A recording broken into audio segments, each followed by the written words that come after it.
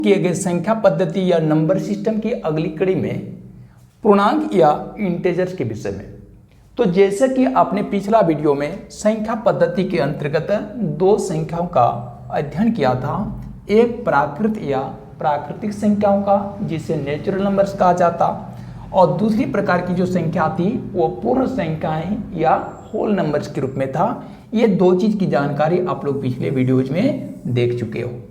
आज हम लोग को उससे आगे निकलकर तीसरी प्रकार की संख्याओं की श्रेणी में आ जाना है, जिसे पूर्णांक या इंटेजर्स कहा जाता, और इसे हम जेड अक्षर से निरूपित करते हैं। कौन अक्षर से डिनोट करते हैं या निरूपित करते हैं? जेड अक्षर से, जो कि जर्मन शब्द जेहलिन से लिया गया है, जेहलिन से लिया गया है। और इसका शाब्दिक अर्थ क्या होता है? इसका शाब्दिक अर्थ होता है, जर्मन में जेहलिन शब्द का शाब्दिक अर्थ होता है गिनना या फिर गणना करना, काउंटिंग करना। और इसी के फर्स्ट जो है लेटर जेड से पूर्णांक का संकेत अक्षर जेड लिया गया है। तो हम लोग सबसे पहले पूर्णांक की परिभाषा प्राप्त करेंगे कि आखिरकार पूर्णांक या इंटीजर्स क्या होता है। तो पूर्णांक की परिभाषा कुछ इस प्रकार से दीजिएगा आप लोग। शून्य, तो शून्य के साथ साथ गिनती की सभी धनात्मक, धनात्मक कहने का मतलब हो गया पॉजिटिव, तथा ऋणात्मक, ऋणात्मक कहने का मतलब हुआ नेगेटिव। ठीक है, संख्याओं को सम्मिलित रूप से, संख्याओं को सम्मिलित रूप से क्या कहते हैं? पूर्णांक कहते हैं। सम्मिलित रूप से पूर्णांक कहते हैं या इंटीजर्स कहते हैं। ठीक है, तो इसमें क्या देखें, पूर्णांक में तीन प्रकार की संख्या सम्मिलित हो जाएगी। एक संख्या शून्य के रूप में होगी, दूसरी संख्या गिनती की धनात्मक राशि के रूप में होगी, और तीसरी प्रकार की जो संख्याएं होगी वो गिनती की ऋणात्मक संख्याओं के रूप में होगी।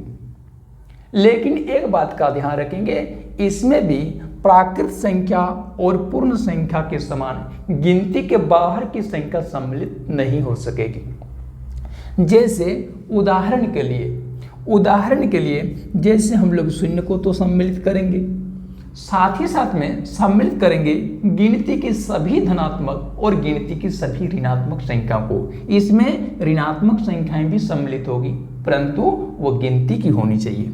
तो शून्य सम्मिलित हो जाएगा, फिर 1 सम्मिलित हो जाएगा, क्योंकि 1 का चिन्ह धनात्मक है। अगली संख्या गिनती की 2 सम्मिलित हो जाएगी, 3 सम्मिलित हो जाएगा, 4, 5, 6, 7, इस प्रकार से गिनती के आगे की जितनी सारी संख्याएं आप जानते हैं वे सब की सब संख्याएं पूर्णांक में सम्मिलित हो जाएगी।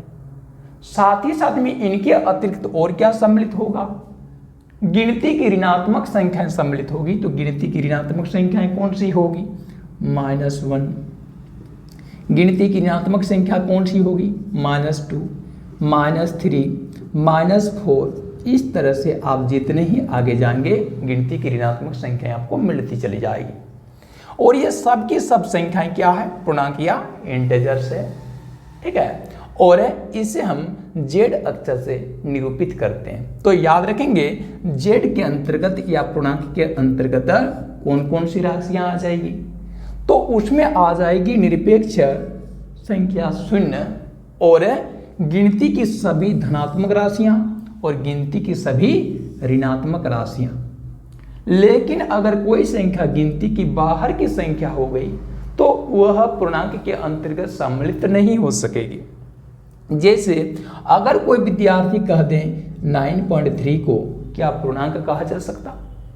तो ध्यान दोगे, 9.3 का चिन्ह वह तो धनात्मक है, परंतु यह संख्या गिनती की संख्या नहीं है, क्योंकि 9.3 कभी भी गिनती के नंबर में नहीं आते हैं। 9 के बाद हम लोग सीधे 10 में चले जाते हैं, इस वजह से ये पूर्णांक नहीं है। अगर कोई विद्यार्थी कह देंगे क्या -5 एक पूर्णांकीय राशि है? क्यों? क्योंकि यह संख्या गिनती की संख्या है, 5 गिनती की संख्या है, भले ही उसका चिन्ह यहाँ पर ऋणात्मक है। तो यहाँ पर लिखा हुआ है ऋणात्मक संख्या हो या धनात्मक संख्या हो, लेकिन वो यदि गिनती की संख्या के अंतर्गत आ गई या फिर शून्य हो गया तो ये सब के सब क्या हो जाएंगे, पूर्णांक हो जाएंगे। तो इस वजह से यह आपके एक पूर्णांक की राशि है। लेकिन अगर कोई विद्यार्थी कह देंगे 2/3 क्या एक पूर्णांक की राशि है, नहीं कहा जा सकता। क्यों नहीं कहा जा सकता इसे पूर्णांक? इस वजह से नहीं कहा जा सकता क्योंकि भले ही इसका चिन्ह धनात्मक है परंतु ये संख्या गिनती के अंतर्गत नहीं आती है, इस वजह से ये पूर्णांक नहीं है। तो संख्या शून्य के बाएं ओर ऋणात्मक राशियां होगी और संख्या शून्य के दाएं ओर गिनती की धनात्मक राशियां होगी। संख्या शून्य के बाएं ओर की पहली ऋणात्मक राशि -1 होगी, दूसरी ऋणात्मक राशि -2 होगी। इस तरह से -3, -4, -5, -6 करते जितने ही आगे बढ़ेंगे आपको कम से कम मान वाली ऋणात्मक संख्याएं मिलती चली जाएगी। कहां तक? अनंत सीमा तक। उस प्रकार से यदि आप शून्य के दाईं ओर बढ़ते हैं तो शून्य के दाईं ओर बढ़ने पर आपको गिनती की धनात्मक राशियां मिलती जाएगी जिनका मान क्रमिक रूप से बढ़ता जाएगा। जैसे शून्य के दाहिने ओर 1 का मान है और शून्य से अधिक है, 1 से बड़ी राशि है 2 से बड़ी राशि है 3 से बड़ी राशि 4, इस तरह से दाहिने तरफ में उसका मान क्रमिक रूप से बढ़ेगा। और पूर्णांक से रिलेटेड सवाल बन जाएगा कि जैसे सबसे छोटी मान वाली पूर्णांकीय राशि कौन सी है। तो देखिए यहाँ पर संख्या पद्धति के नियम अनुसार ही संख्याओं को क्रमिक रूप से सजाया गया है। तो इसमें हम क्या जानते हैं कि किसी भी संख्या रेखा में जैसे जैसे हम बाएं की ओर बढ़ते हैं संख्याओं का मान कम होता जाता है और जैसे जैसे दाहिने की ओर बढ़ते हैं संख्याओं का मान बढ़ता जाता है। तो देखोगे पूर्णांक की जो राशि है उसमें सबसे बाईं ओर की जो संख्या होगी वो सबसे छोटी मान वाली संख्या होगी। तो पूर्णांकों की इस सीरियल में देखिए कि आप -1, -2, -3, -4 की ओर जब बढ़ रहे हैं तो उनका मान क्रमिक रूप से कम हो जा रहा। अब इनका मान कम होते होते कहां तक चला जाएगा? अनंत सीमा तक, क्योंकि गिनती का कोई अंत या खात्मा तो नहीं होता। इस प्रकार से आप एकदम बाएं में जब आएंगे तो एकदम बाएं में स्थित कोई भी गिनती की संख्या क्या ज्ञात कर पाएंगे? नहीं ना। तो इस स्थिति में हम कहेंगे कि सबसे छोटी मान वाली, क्योंकि आप धीरे धीरे आ रहे हैं बाईं ओर तो मान घटता जा रहा है, तो कहां तक जाओगे? तो गिनती का बाएं और कोई अंत ही नहीं होगा, तो सबसे बाएं की संख्या ही तो सबसे छोटी पूर्णांक होगी ना, जो कि यहां पर ज्ञाता नहीं हो रही है। तो इस स्थिति में आपका जवाब होगा सबसे छोटी पूर्णांक। ध्यान देंगे इसमें हमने धनात्मक ऋणात्मक शब्द का प्रयोग नहीं किया, तो सबसे छोटी जो पूर्णांक है उसे ज्ञात नहीं किया जा सकता। इसी प्रकार से शून्य के जैसे जैसे हम दाहिने में बढ़ेंगे उनका मान बढ़ता जाएगा। तो संख्या रेखा में सबसे जो दाहिने में स्थित जो पूर्णांक होगी वही जो है सबसे बड़ी मान वाली पूर्णांक होगी।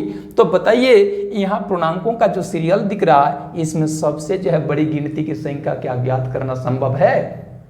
नहीं है। तो उस स्थिति में सबसे छोटी मान वाली पूर्णांक और सबसे बड़ी मान वाली पूर्णांक ज्ञात नहीं हो सकती है। सबसे छोटी पूर्णांक, सबसे छोटी पूर्णांक या सबसे बड़ी पूर्णांक, सबसे बड़ी पूर्णांक वह ज्ञात नहीं होता है। वह क्या है? एक अज्ञात राशि है। अज्ञात राशि वो ज्ञात नहीं हो सकता। तो ये पहला सवाल हो गया। दूसरा टाइप का सवाल क्या होगा?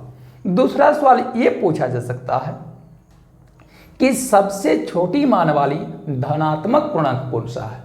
इस बार आपको केवल और केवल धनात्मक पूर्णांकों पर विचार करना है, आपको शून्य पर विचार नहीं करना, क्योंकि शून्य की राशि धनात्मक नहीं होती, वह ऋणात्मक भी नहीं होती, वो एक निरपेक्ष पूर्णांक की राशि होती है।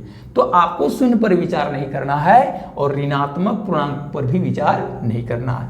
आपको पूरा और पूरा जो है ध्यान धनात्मक पूर्णांकों पर फोकसित करना है, जो कि यहाँ दिख रही है।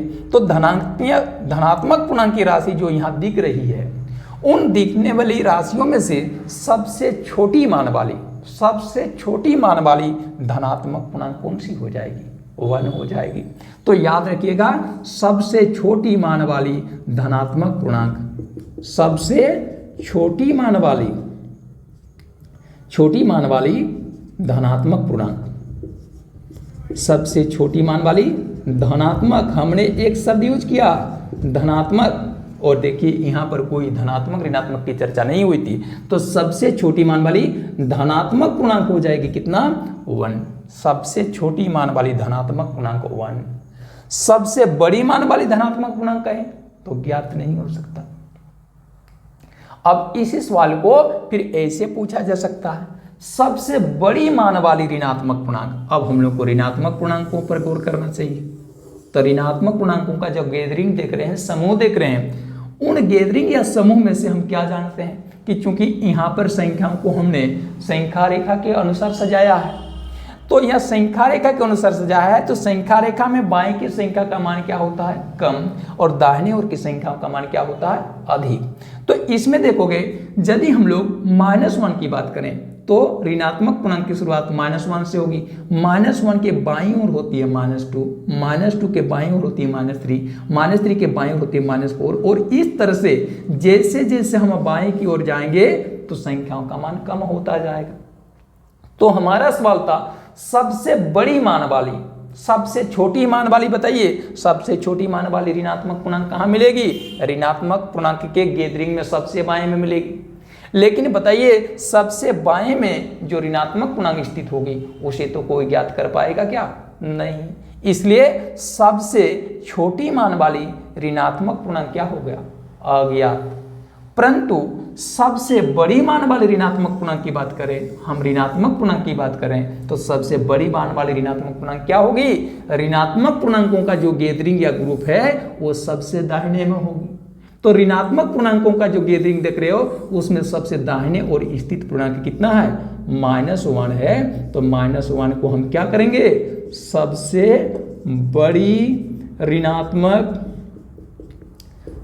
बड़ी ऋणात्मक पूर्णांक कहेंगे। ध्यान दीजिएगा, हमने ऋणात्मक शब्द का इस्तेमाल किया है, ऋणात्मक शब्द का। ठीक है, तो यहां से ये क्वेश्चन क्लियर हुआ, ये डाउट क्लियर हो गया। अब देखिए तीसरे प्रकार का सवाल क्या पूछा जा सकता है? तीसरे प्रकार का सवाल ये पूछा जा सकता है, वह कौन सा पूर्णांक है जो निरपेक्ष माना जाता है? तो पूर्णांकों के जितने सारे नंबर यहां पर दिख रहे हैं, या फिर मान के चलिए हम लोग उसको नहीं लिख पाए अभी तक, तो उनमें से बताइए कौन ऐसा पूर्णांक है जो कि निरपेक्ष है, यानी जो कि न तो धनात्मक माना जाता न तो ऋणात्मक माना जाता। तो उसमें आ जाएगा शून्य। शून्य क्या है? निरपेक्ष पूर्णांक है। तो जितने सारे पूर्णांक देख रहे हो उन सभी पूर्णांकों में से केवल मात्र निरपेक्ष पूर्णांक के रूप में शून्य की ही जो कह सकते हो गिनती होती है, अन्य कोई राशि आपका निरपेक्ष पूर्णांक के रूप में सम्मिलित नहीं है। ठीक है, तो इस प्रकार से इनसे तीसरा रिलेटेड सवाल क्लियर हुआ। अब देखिए, अब हम लोग क्या करेंगे?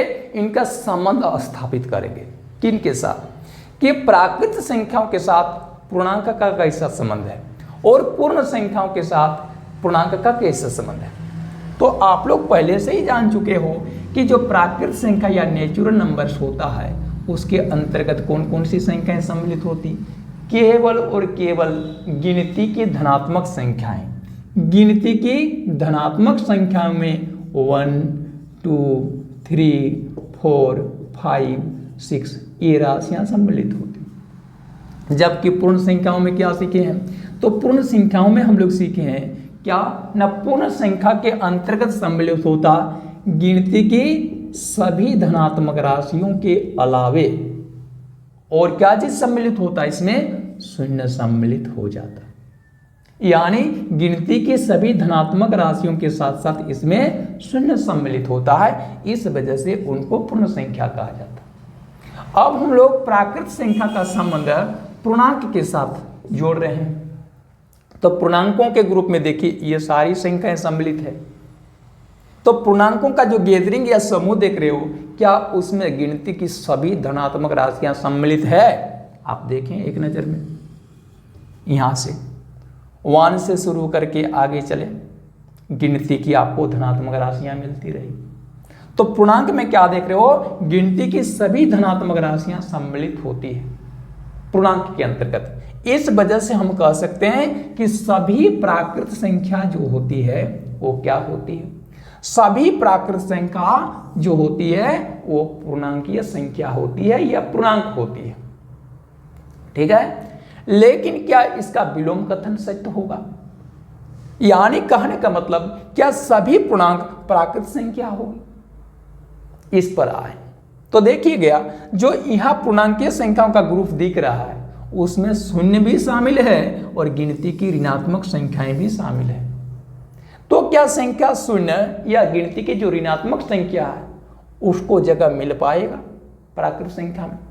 अगर हम प्राकृत संख्या में यहां शून्य शामिल कर देंगे तो क्या सही रहेगा, उचित रहेगा, अथवा गलत हो जाएगा? तो निश्चित रूप से गलत हो जाएगा।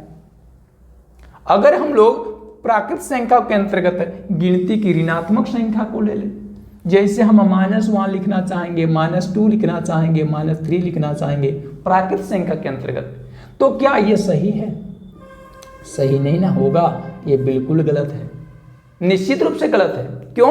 क्योंकि ये गिनती की संख्या है परंतु वो धनात्मक नहीं ऋणात्मक है, इस वजह से वो प्राकृत संख्या के अंतर्गत नहीं है।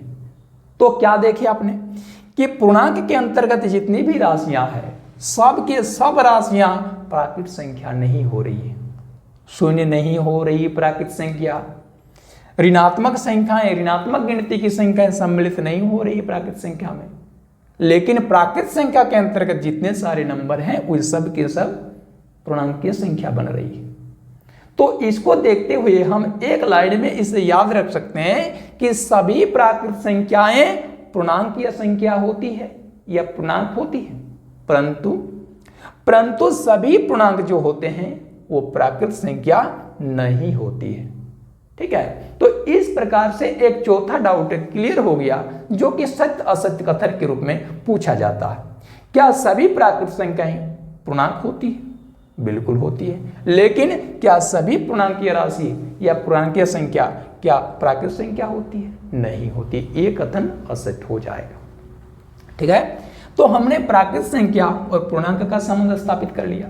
अब हम लोग पूर्ण संख्या और पूर्णांकों के विषय में जो संबंध स्थापित करें, तो पूर्ण संख्या और पूर्णांक के बीच में संबंध को अब समझते हैं। तो देखिए, पूर्णांक में क्या सम्मिलित रहता? शून्य सम्मिलित रहता।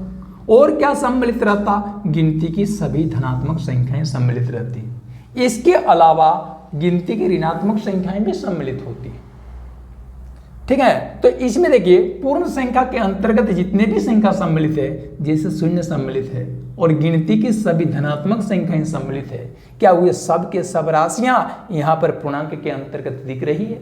देखिए आप शून्य को यहां पा रहे हो और गिनती की धनात्मक राशियों को यहां पा रहे हो या देख रहे हो, तो बताइए यहां पूर्ण संख्या के अंतर्गत जितने भी संख्याएं हैं वो पूर्णांक के अंतर्गत है कि नहीं है ना? तो इस वजह से हम कह सकते हैं सभी पूर्ण संख्याएं जो होती है, सभी पूर्ण संख्याएं जो होती है वो क्या होती है? पूर्णांक होती है। सभी पूर्ण संख्याएं पूर्णांक होती है, परंतु इस कथन को यदि हम पलट करके क्या सभी पूर्णांक पूर्ण संख्या होती है? सभी पूर्णांक क्या पूर्ण संख्या होती है? तो आप देख लें पूर्णांक के समूह में गिनती की ऋणात्मक संख्याएं भी सम्मिलित है। तो गिनती की ऋणात्मक संख्या को यदि हम लोग पूर्ण संख्या की कैटेगरी में रखना चाहें, क्या ये पॉसिबल है? क्या ये संभव है?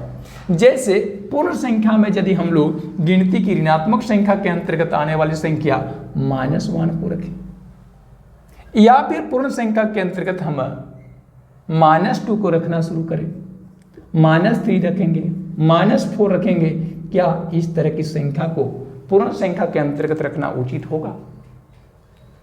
नहीं ना। तो इस स्थिति में हम कह सकते हैं कि सभी जो है पूर्णांक जो है ना, सभी पूर्णांक वो पूर्ण संख्या नहीं हो सकती, लेकिन सभी पूर्ण संख्याएं देखिए यहां पर पूर्णांक होती है। तो क्या देखिए कि सभी पूर्ण संख्या पूर्णांक होती है, परंतु सभी पूर्णांक पूर्ण संख्या नहीं होती है।